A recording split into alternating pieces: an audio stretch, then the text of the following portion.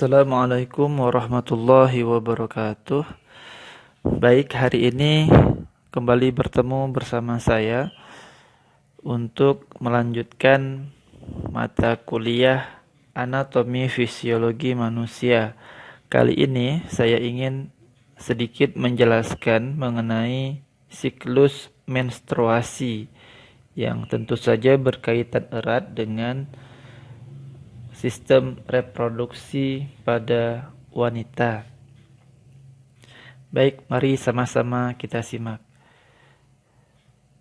Nah, pertanyaan pertama yang harus dijawab adalah apa itu menstruasi? Apa itu datang bulan? Apa itu haid? Ya. Menstruasi atau haid adalah pendarahan secara periodik dan siklik. Secara periodik berarti dia ada masa waktunya, ada periodenya. Dan siklik artinya dia suatu siklus yang terus berulang, ya. Dan terus berulang dari uterus atau rahim yang disertai dengan pelepasan endometrium.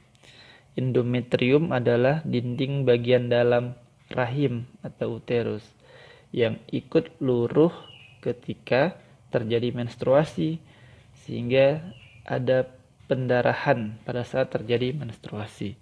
Berapa lama menstruasi? Lebih kurang menstruasi berlangsung selama 5 hari. Selanjutnya, apa yang menyebabkan terjadinya menstruasi pada seorang wanita yang sudah dewasa, yang sudah akil baligh? Menstruasi terjadi jika ovum tidak dibuahi oleh sperma. Ya, jadi kalau ovum sudah dibuahi oleh sperma, maka untuk periode tertentu seorang wanita tidak lagi menstruasi karena dia akan terus berlanjut ke dalam proses yang namanya kehamilan kalau sudah dibuahi. Nah, rata-rata siklus menstruasi itu sekitar 28 hari. Memang ini siklus bulanan seorang wanita, maka disebut dengan datang bulan. Ada satu peristiwa penting dari menstruasi yang perlu dibahas, yaitu ovulasi. Pelepasan ovum yang berupa oosit sekunder dari ovarium. Jadi menstruasi itu awalnya ya juga dari ovulasi, karena setelah terjadinya ovulasi, lepasnya oosit sekunder dari ovarium, kemudian dia tidak dibuahi oleh sperma, akhirnya dia akan turun, akan jatuh, akan meluruh. Nah, proses menstruasi ini sangat erat kaitannya dengan aktivitas hormon. Ya, ada beberapa hormon yang terkait dengan peristiwa menstruasi ini. Nanti kita akan lihat sama-sama. Selanjutnya, kita bisa lihat bahwa ternyata peristiwa lepasnya ovum dari ovarium atau dikenal dengan istilah ovulasi itu terjadi pada pertengahan siklus menstruasi. Sehingga untuk periode atau siklus menstruasi 28 hari, ya, untuk siklus 28 hari, ovulasi terjadi pada hari ke-14, terhitung sejak hari pertama seorang wanita mendapat menstruasi. Jadi dari hari pertama menstruasi dihitung 1, 2, 3 sampai ke-14. Sekitar di hari ke-14 itulah terjadinya ovulasi, lepasnya ovum dari ovarium. Siklus menstruasi dikelompokkan menjadi 4 tahapan atau 4 fase. Pertama, fase menstruasi, ya, fase ketika terjadi pendarahan itu. Kemudian ada fase praovulasi. Kemudian yang ketiga fase ovulasi, dan yang keempat fase pasca ovulasi. Bagaimana karakteristiknya? Pada fase menstruasi, seperti yang sudah dibahas di awal, terjadi bila ovum tidak dibuahi oleh sperma, sehingga korpus luteum akan menghentikan produksi hormon estrogen dan progesteron. Turunnya kadar estrogen dan progesteron menyebabkan lepasnya ovum dari dinding uterus yang menebal. Jadi lepasnya ovum dari endometrium uterus. Lepasnya ovum tersebut menyebabkan endometrium meluruh sehingga dindingnya menjadi tipis. Peluruhan pada endometrium yang mengandung pembuluh darah menyebabkan terjadinya pendarahan pada fase menstruasi. Berapa lama terjadinya pendarahan? Lebih kurang berlangsung selama 5 hari. Dan volume darah yang dikeluarkan rata-rata sekitar 50 ml. Yang kedua, ada fase praovulasi. Ya, fase awal ovulasi. Pada fase ini, hipotalamus mengeluarkan hormon gonadotropin. Gonadotropin merangsang hipofisis untuk mengeluarkan FSH, follicle stimulating hormone. Hormon yang menstimulus folikel untuk tumbuh dan berkembang.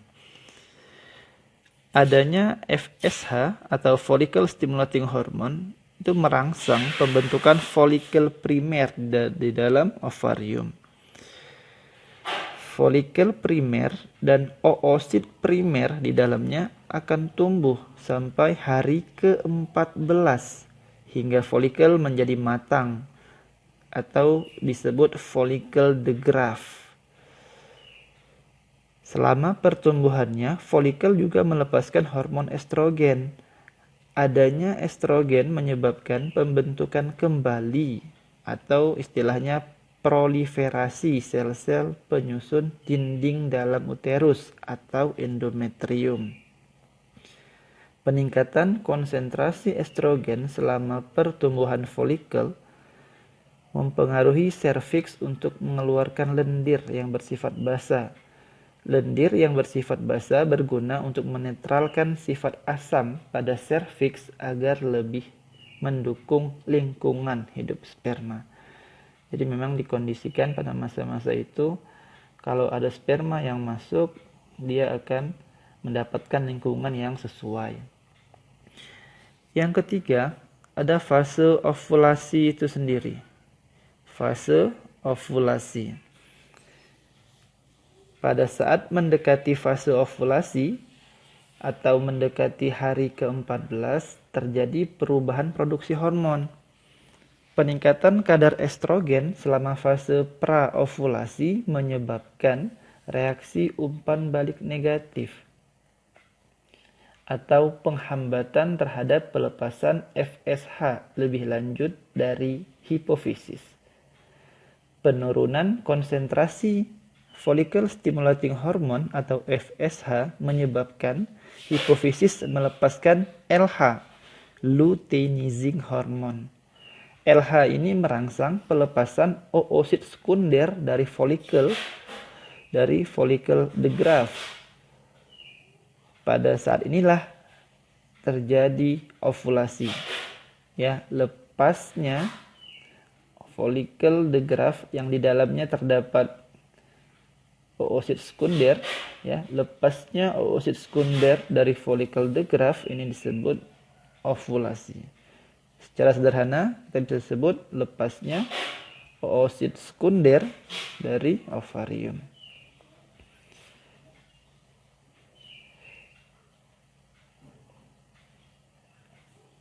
Saat terjadi pelepasan oosit sekunder dari folikel de Graaff, kemudian oosit sekunder itu siap untuk dibuahi oleh sperma yang masuk. Ovulasi terjadi sekitar hari ke-14. Terakhir ada fase pasca ovulasi. Apa yang terjadi pada fase pasca ovulasi? Pada fase ini, follicle degrowth yang ditinggalkan oleh oosit sekunder tadi karena pengaruh LH dan hormon FSH akan berkerut dan berubah menjadi corpus luteum namanya. Corpus luteum tetap memproduksi estrogen, namun tidak sebanyak follicle degrowth memproduksi estrogen. Nah, ada hormon lain yang juga dihasilkan oleh corpus luteum, yaitu progesteron. Progesteron mendukung kerja estrogen dengan menebalkan dinding dalam uterus atau endometrium dan menumbuhkan pembuluh-pembuluh darah pada endometrium. Progesteron juga merangsang sekresi lendir pada vagina dan pertumbuhan kelenjar susu pada payudara. Keseluruhan fungsi progesteron juga estrogen berguna untuk menyiapkan penanaman atau implantasi zigot pada uterus bila terjadi pembuahan atau kehamilan. Proses pasca ovulasi ini berlangsung dari hari ke-15 sampai hari ke-28. Namun, bila sekitar hari ke-26 tidak terjadi pembuahan, korpus luteum akan berubah menjadi korpus albikan. Korpus albikan memiliki kemampuan produksi estrogen dan progesteron yang rendah, sehingga konsentrasi estrogen dan progesteron akan menurun di dalam darah. Pada kondisi ini, hipofisis menjadi aktif untuk melepaskan FSH dan selanjutnya LH. Sehingga fase pasca ovulasi akan bersambung kembali dengan fase menstruasi berikutnya. Untuk lebih jelasnya, perhatikan gambar berikut. Nah, ini gambar yang terjadi di dalam ovarium. Nah, seperti yang disampaikan tadi, pada awalnya ini, ya, folikel-folikel ini dia tumbuh karena distimulus oleh FSH, follicle stimulating hormone, yang disekresi oleh hipofisis anterior. Perhatikan dia terus berkembang, ya, folikel terus berkembang. Di dalamnya ada sel telur, ya, dari folikel primer terus berkembang menjadi folikel matang, ya, atau folicle degrowth. Kemudian pada hari ke-14 terjadilah ovulasi. Lepasnya oosit sekunder dari folikel. Nah, ini dia terjadinya ovulasi, lepas telurnya. Nah, kemudian folikel ini tadi yang telah ditinggal oleh telur, dia akan berubah menjadi corpus luteum. Corpus luteum selanjutnya, bila sel telur tidak dibuahi, dia akan berubah menjadi corpus albikan. Ya, corpus albikan. Lanjutkan. Nah, ini siklusnya, ya, siklus menstruasi. Perhatikan di sini ada penunjuk antara hormon dan apa yang terjadi pada endometrium, pada dinding dalam rahim. Kita bisa lihat ini, ya, pada hari ke-14 ini adalah masa ketika terjadinya ovulasi. Ketika ovulasi terjadi, kita bisa lihat bahwa LH, nih, hormon LH, luteinizing hormon itu pada saat puncak-puncaknya, ya, banyak terdapat di dalam darah. Kalau sebelum ovulasi itu di sini sekitar hari ke-12-13 yang tinggi adalah estrogen, ya. Yang tinggi adalah estrogen karena memang ketika folikel berkembang itu ovarium aktif melepaskan estrogen. Nah, kemudian kalau kita lihat ya, ini masa pertama, hari pertama sampai sekitar hari ke-5 atau hari ke-6 ini berlangsung menstruasi ya, terjadi peluruhan dinding endometrium rahim. Kemudian dia masuk ke masa yang namanya praovulasi ya. Kemudian hari ke-14-nya ovulasi. Setelah itu mulai masuk ke fase pasca ovulasi. Kemudian mendekati hari ke-28 sudah mulai memasuki fase pramenstruasi. Artinya menstruasi akan kembali terjadi. Setelah terjadinya ovulasi, maka hormon yang naik itu yang tinggi jumlahnya adalah hormon progesteron. Karena apa? Tadi corpus luteum ya, itu banyak mensekresikan progesteron. Sebaliknya, yang ini malah sudah lebih rendah, cenderung lebih rendah. Ya, sudah turun dia.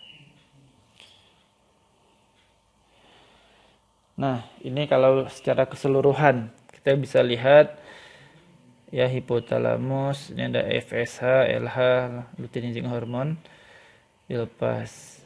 Ya, lebih kurang gambarnya sama.